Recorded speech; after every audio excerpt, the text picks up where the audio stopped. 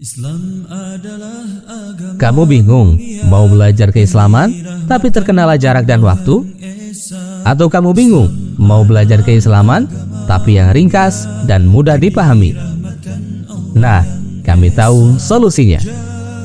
Ayo ikuti program Kuliah Studi Islam atau KSI Online bersertifikat. Program ini telah diikuti oleh 100.000 lebih peserta dari seluruh Indonesia loh. Dan program ini 100% gratis. Kenapa sih kamu harus bergabung di program Kuliah Studi Islam atau KSI Online ini? Pertama,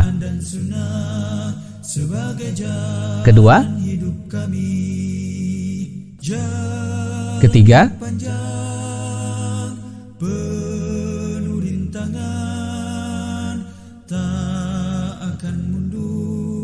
walaupun hanya selangkah. Rasul mulia keempat, sebagai pedoman, kelima, Quran dan Sunnah sebagai keenam, jalan hidup kami.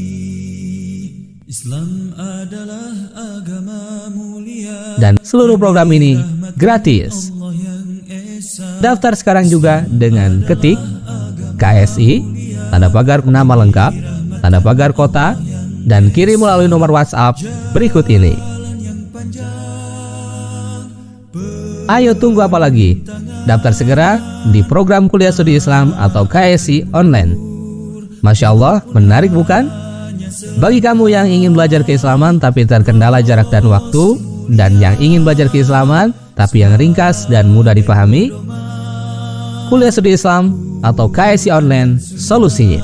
Sebagai jalan hidup kami, tak akan mundur walaupun hanya selangkah. Rasul mulia sebagai pedoman, Quran dan Sunnah sebagai jalan hidup kami. Bismillahirrahmanirrahim. Assalamualaikum warahmatullahi wabarakatuh. Innal hamdalillah nahmaduhu wa nasta'inuhu wa nastaghfiruh wa na'udzu billahi min syururi anfusina wa sayyiati a'malina. May yahdihillahu fala mudhillalah wa may yudlil fala hadiyalah. Asyhadu an la ilaha illallah wahdahu la syarikalah wa asyhadu anna Muhammadan abduhu wa rasuluhu la nabiyya wa la rasula ba'dah. Allahumma shalli wa sallim wa barik ala nabiyyina Muhammadin wa ala alihi wa ashabihi wa man tabi'ahum bi ihsan ila yaumiddin, tsumma ma ba'd. Jamaah rahimakumullah, di kesempatan kali ini insyaallah kita akan mengambil satu tema masih berkaitan dengan salat ya. Dengan tema jamak dan juga qasar ya dalam salat.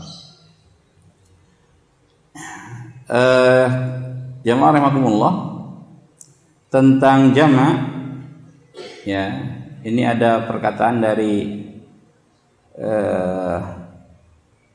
Al-Bahuti rahimahullah. Beliau mengatakan faslun fil jam'i baina salatain ya. Ini sebuah pasal yang berbicara tentang menjamak di antara dua salat. Yajuzul jam'u baina adh-dhuhri wal 'ashri fi waqti ihdahuma. Jadi boleh menjamak antara zuhur dan asar di salah satu waktunya. Ya, jadi boleh melakukan salat zuhur dan asar di waktu zuhur atau salat zuhur dan asar di waktu asar. Ya. Wa bainal isya'ain fi waqti ihdahuma, dan boleh menjamak isya'ain. Nah, isya'ain ini artinya maghrib dan isya. Ya. Boleh menjamak maghrib dan isya di salah satu waktunya. Ya, maghrib dan isya di waktu maghrib boleh, atau maghrib dan isya di waktu isya. Ya, itu juga boleh. Fahadhil arba' hiyallati tujma'. Nah, yang 4 inilah yang bisa dijamak. Artinya kalau subuh dia tidak bisa dijamak dengan salat apapun, dia harus sendiri. Ya. Dan jangan salah pasangan. Di sini pasangannya zuhur dan asar, maghrib dan isya. Tidak boleh menjamak antara asar dan maghrib. Gitu ya. Sebab bukan pasangannya. Ya, menjamak asar dan maghrib bukan pasangannya, tapi zuhur dan asar, maghrib dan isya. Ya, adapun subuh dia sendiri, tidak bisa dijamak dengan salat apapun. Jika dilakukan salat zuhur dan asar di waktu zuhur, itu namanya jamak takdim, dikedepankan.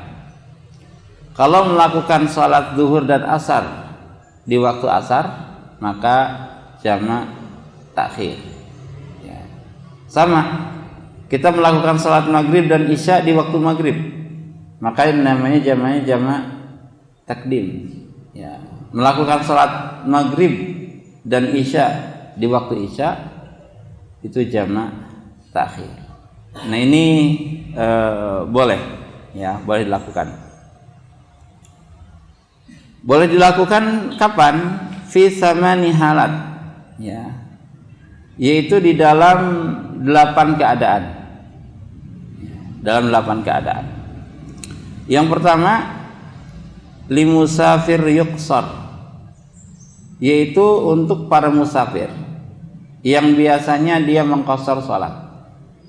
Artinya safarnya safar yang jauh. Ya, ada yang mengatakan 80 km lebih atau 83 km lebih, kurang lebih seperti itu. Nah, bagi musafir dia boleh menjamak, sebab biasanya dalam safar itu ada masyaqqah, ada kesulitan. Ya, maka dia boleh menjamak. Plus boleh mengqasar kalau musafir. Ya. Jadi kita jalan, ya, dari Bogor ke Semarang, ya, di jalan datang waktu zuhur, ya, maka kita boleh terus melaju, ya, sampai waktu zuhur tertinggal, tidak apa-apa. Kita akan salat zuhur dan asar nanti di waktu asar. Berarti jamaknya jamak takhir. Ya. Atau kita berhenti sejenak untuk melakukan salat zuhur plus asar. Ya, itu berarti jamaknya jamak takdim. Al-hal hasaniyah, waktu yang kedua yang membolehkan menjamak itu al-marid. Ya, ialah hakuhu bitarkihi masyaqqah wa dha'f. Yaitu ketika seseorang, ya, sedang sakit, yang kalau tidak dijamak maka tubuh ini merasa terlalu berat. Ya, orang sakit, ya, itu boleh menjamak. Sebab orang sakit terkadang kalau dia sholat zuhur di waktu zuhur, datang waktu asar dia harus wudhu lagi baru sholat asar, datang waktu maghrib harus wudhu lagi sholat maghrib, kemudian sholat isya, itu mungkin akan sulit. Maka boleh bagi orang yang sakit, ya, untuk menghilangkan kesulitan dan masyaqqah, ya, sholat zuhur dan asar di salah satu waktunya. Ya, sholat zuhur dan asar di waktu zuhur misalkan. Maka ketika datang waktu asar dia sudah tinggal rehat saja, karena sudah tadi sholatnya. Ya. Maghrib dan isya dia sholat di waktu maghrib. Datang waktu isya dia sudah rehat, sudah bisa tidur. Ya, karena sudah tadi sholat isyanya. Jadi untuk orang yang sakit, yang merasa kesulitan ketika tidak dijamak, maka dia boleh menjamak. Nah, orang sakit tentu lebih butuh menjamak daripada orang yang safar. Yang ketiga, limurdiin limasyaqqati kasratin najasah. Bagi seorang wanita yang menyusui, ya, anaknya baru 7 bulan, 6 bulan, dia boleh menjamak. Karena kalau tidak dijamak, dia akan sulit dengan banyaknya najis yang menempel pada dirinya. Ya, apalagi ketika belum ada pampers misalkan, pipisnya kemana-mana, datang waktu zuhur dia harus mandi dulu, baru sholat zuhur. Datang waktu asar mandi lagi, karena kena pipis lagi tuh. Harus sholat mandi lagi baru asar. Dia akan kesulitan. Ya. Maka boleh bagi seorang wanita yang menyusui ketika sering terkena najis, bersentuhan dengan najis, ya, nyebokin, bersihin kotorannya, ini dia akan banyak bersentuhan dengan najis. Dan itu adalah masyaqqah, sebuah keberatan. Ya. Nah, Islam itu adalah agama yang mudah. Maka boleh bagi seorang ibu yang punya anak kecil yang sering bersentuhan dengan najis untuk memudahkan, ya, untuk menjamak salat, ya, zuhur dengan asar, maghrib dan isya. Ya. Nah, ini dikategorikan kamaridin, seperti orang yang sakit. Itu masyaqqah tadi. Yang keempat, jamaah rahimakumullah, ya, li'ajiz 'anil taharah. Ya. Bagi orang yang sulit, ya, untuk bersuci, ya, baik air ataupun tayamum, ini boleh, ya, airnya sedikit, ya, cukup untuk wudhu hanya beberapa kali saja, maka dia boleh ketika datang waktu zuhur dia wudhu, kemudian wudhu itu untuk sholat zuhur dan asar, ya, sebab belum tentu ketika datang waktu asar dan dia belum sholat asar dia mampu mencari air lagi untuk berwudu, gitu ya. Ini boleh bagi orang yang al-ajiz 'anil taharah, mereka yang kesulitan untuk sering-sering taharah atau bersuci, ini untuk menjamak salat. Ya. Yang kelima, ya, al-musyar ilaihi biqaulihi au ajiz an ma'rifati al-waqti kal a'ma. Bagi orang yang kesulitan menentukan waktu, seperti orang buta yang dia tidak sering ditemani oleh saudaranya atau kawannya, dia sulit menentukan waktu, kapan zuhur, kapan asar, kapan maghrib dan isya. Maka bagi orang tersebut juga dikatakan boleh untuk menjamak. Ya. Yang keenam, limustahadhah wa nahwiha, ya, kasahib salasil baul. Seperti, ya, untuk orang yang mustahadhah, itu orang yang sering keluar darah bagi wanita, maka dia juga boleh menjamak sebab dia kategorinya najis. Atau bagi orang yang sering pipis, ya, jadi air kencingnya itu sering keluar, ya, itu juga berarti sering terkena najis. Nah, bagi orang yang semacam ini kategorinya seperti orang yang sakit tadi, maka boleh baginya untuk menjamak, ya.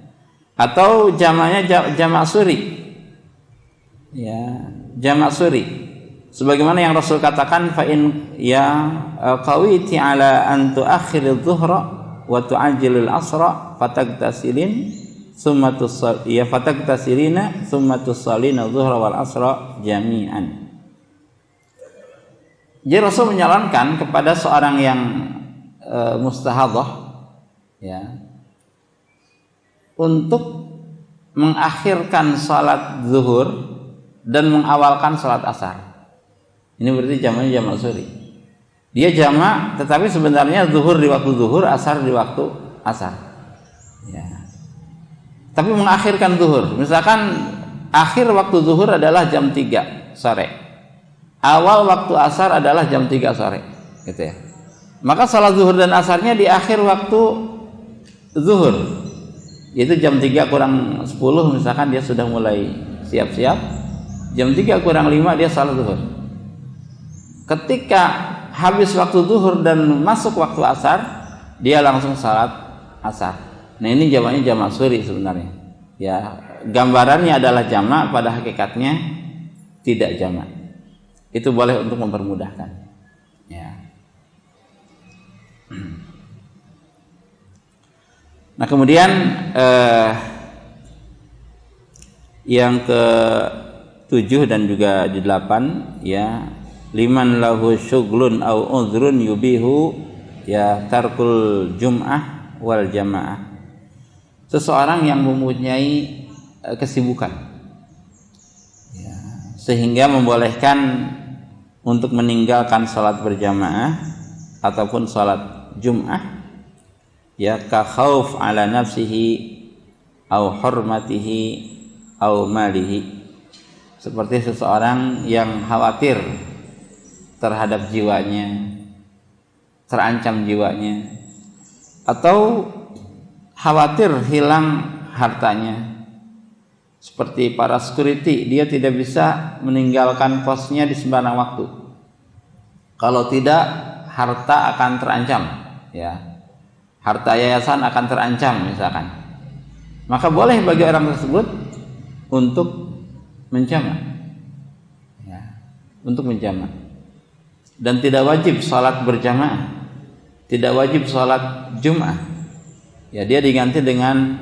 zuhur ya, karena khawatir hilangnya harta, baik harta pribadi ataupun harta perusahaan, harta yayasan. Kalau kosong dari penjagaan, tidak ada orang yang menjaga ya, maka boleh bagi orang tersebut meninggalkan sholat berjamaah atau meninggalkan sholat Jum'ah diganti dengan zuhur. Nah lebih aula lagi, boleh bagi mereka untuk menjamak di antara dua sholat ya, zuhur dan asar, maghrib dan isya ya. Nah jamaah rahimakumullah, di antara dalil menjamak ya, yaitu sebuah hadis yang diriwayatkan oleh Imam Muslim dari Sa'id ibnu Jubair dari Ibnu Abbas radhiyallahu anhuma, beliau mengatakan, jama'a Rasulullah sallallahu alaihi wasallam baina adh-dhuhri wal asri wal maghrib wal isya bil Madinah fi ghairi khaufin wala matarin.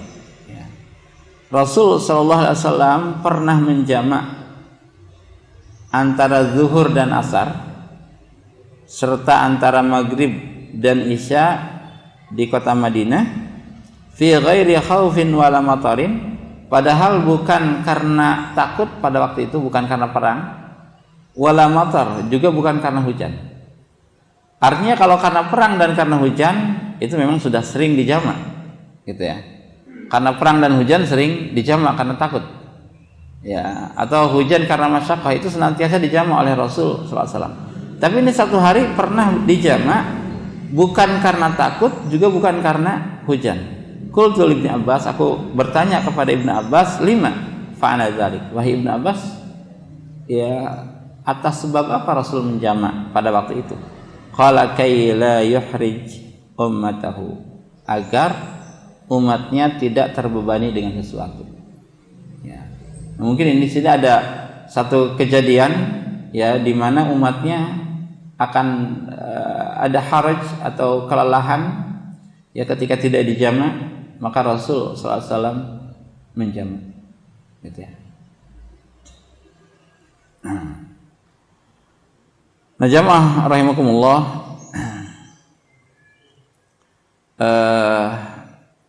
selanjutnya tentang al-qasr ya. Nah, adapun yang dimaksud dengan qasar, ikhtisarus shalah ar-rubaiyah ila rak'atain. Maksud qasar adalah memendekkan salat rubaiyah, yaitu salat yang berjumlah 4 rakaat menjadi 2 rakaat. Ya, yang 4 rakaat itu zuhur, asar dan juga isya. Nah berarti ini yang bisa diqasar ya, subuh dan maghrib itu tidak diqasar. Adapun yang lainnya itu bisa diqasar ya. Jadi min zuhrin wa asrin wa isya'in, baik zuhur, asar ataupun isya, dunal fajri wal maghrib, tanpa subuh dan juga maghrib bi ijma'i ahli ilmi. Ini berdasarkan ijma. Jadi yang bisa dikosor hanya 3. Ya, dipendekkan salatnya. Berdasarkan hadis yang diriwayatkan oleh Imam Ahmad dari Aisyah radhiyallahu anha, beliau mengatakan, "Qad furidatis salatu rak'atain bi Makkah." Dahulu di Mekah itu salat difardukan 2 rakaat. Ya, zuhur 2 rakaat, asar 2 rakaat. Kalau maghrib tetap 3, isya 2 rakaat dan juga subuh 2 rakaat. Awalnya 2 rakaat, kecuali maghrib hanya 3 rakaat. Ya. Nah, kemudian falamma qadima Rasulullah sallallahu alaihi wasallam al-Madinah, zada ma'a kulli rak'atain illa al-maghrib fa innaha witrun nahar. Ya, ketika Rasul sallallahu alaihi wasallam hijrah ke Madinah, maka Rasul menambah yang 2 rakaat tadi 2 rakaat lagi.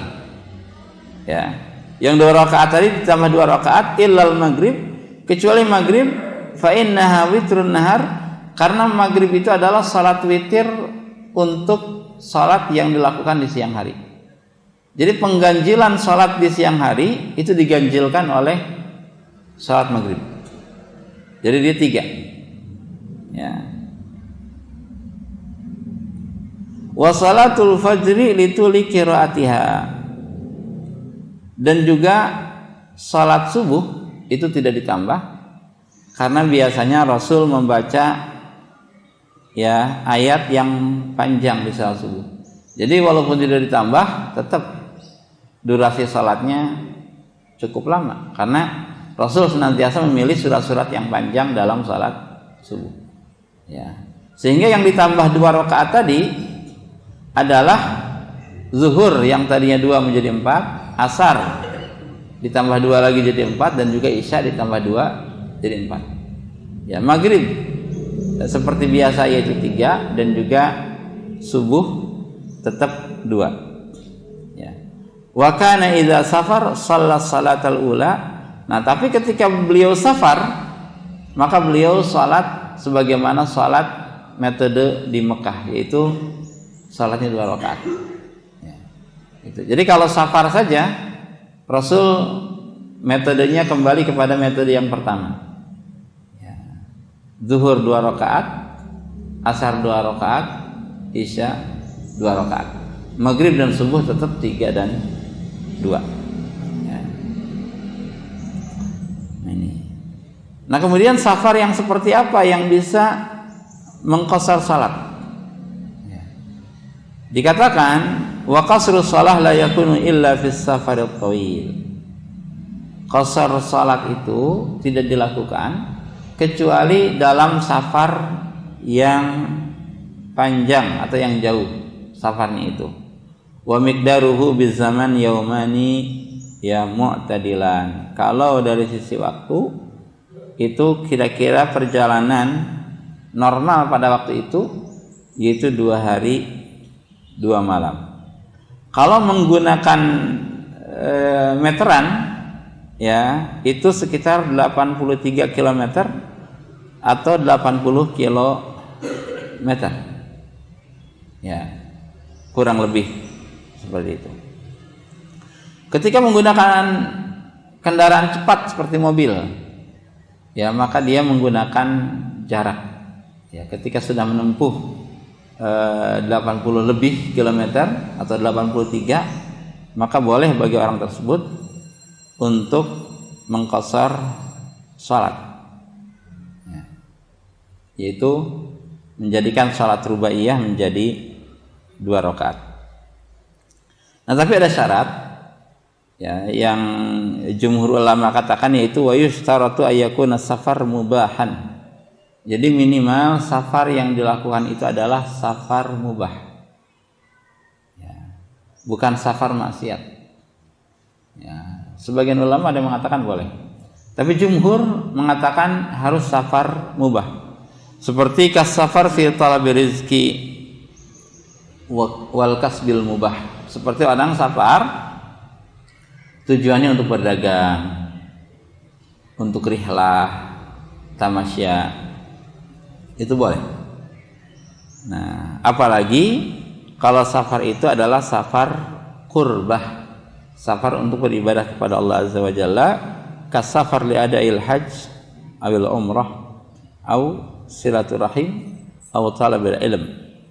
Ya, seperti safar untuk haji, umrah, silaturahim, atau untuk mencari ilmu. Nah, ini lebih boleh. Nah, jamaah rahimakumullah,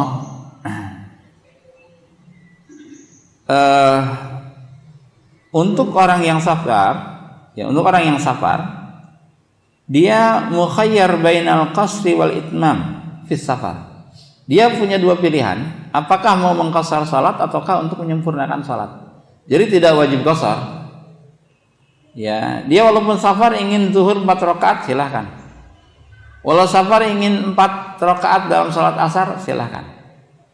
Sebab itu pilihan. Ya. Tapi dari pilihan ini mana yang lebih baik ketika kita safar? Apakah qasar ataukah itmam, menyempurnakan? Ya, para ulama mengatakan ya qasar lebih disukai, lebih afdal daripada penyempurnaan. Ya, jadi salat zuhur dan asar serta isya 2 rakaat saat safar itu lebih baik daripada menyempurnakan 4 rakaat. Kenapa? Karena Rasul bersabda tentang safar, sadaqatun tasaddaqallahu biha alaikum faqbalu sadaqatahu. Ini adalah sedekah dari Allah. Ya. Jadi pengurangan jumlah rakaat salat dari 4 menjadi 2 itu adalah sedekah yang Allah berikan kepada kalian, maka terimalah sedekahnya itu. Ya. Seperti hadiah pengurangan dari Allah Azza wa Jalla, maka terima. Ya. Dan juga Rasul mengatakan innallaha yuhibbu ayyuta rukhasahu. Allah Subhanahu wa taala senang ketika sang hamba mengambil rukhsah darinya. Ya, ini adalah kesempatan, anugerah dari Allah Subhanahu wa taala untuk mempermudah hambanya. Dan Allah senang ketika hambanya mengambil ya sesuatu yang mudah. Ini kemudahan dari Allah Azza wa Jalla. Maka boleh ya seseorang bahkan disukai ya seseorang untuk mengqasar salat. Juga dalam surah An-Nisa ayat 101, wa idza darabtum fil ardi falaysa 'alaikum junahun an taqsuru minas shalah. Ya, wa idza darabtum fil ardi, kalau kalian bersafar meninggalkan perkampungan, falaysa 'alaikum junahun an taqsuru fis shalah, maka tidak mengapa kalian mengqasar salat. Ya. Jadi qasar salat itu berdasarkan Al-Qur'an dan juga Al-Hadis. Nah, jamaah rahimakumullah, qasar salat ini bisa dilakukan kalau kita salatnya sendiri atau salat berjamaah bersama musafir yang lain. Kalau kita menjadi makmum di belakang orang mukim, maka kita harus sama salatnya seperti orang yang mukim. Ya, kita sedang safar tapi bermakmum kepada orang yang mukim salat zuhur. Ya, orang yang mukim, imam itu salatnya 4 rakaat, maka kita pun harus 4 rakaat karena kita menjadi makmum. Ya, innama ju'ilal imam liyu'tama bihi, karena imam dijadikan imam itu untuk diikuti.